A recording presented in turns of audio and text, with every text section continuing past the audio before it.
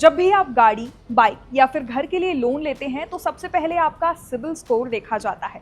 अगर ठीक ठाक नहीं रहा तो फिर बैंक की तरफ से लोन देने से इनकार कर दिया जाता है। लेकिन ऐसे लोगों को अब सरकार की तरफ से बड़ी राहत दी गई है। इसे ऐसे समझ सकते हैं कि अगर किसी का सिबिल स्कोर 300 के करीब या फिर 600 के नीचे आ गया तो फिर कोई भी बैंक लोन देने में कोताही बरत सकता है। लेकिन अब ये खबर आ रही है कि लोन के मामले में सिबिल स्कोर को क्राइटेरिया नहीं माना जाएगा, क्योंकि सरकार ने संसद में कहा है कि अगर किसी का सिबिल स्कोर खराब है तो फिर बैंक लोन देने से इनकार नहीं कर सकता।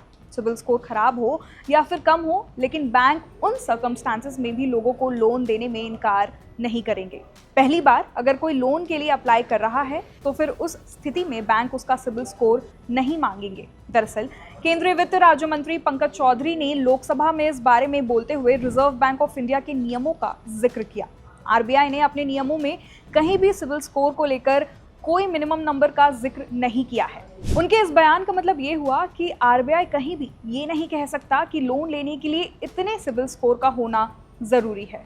खैर, इस खबर से आपको कितनी राहत मिलेगी, कमेंट करके जरूर बताएं।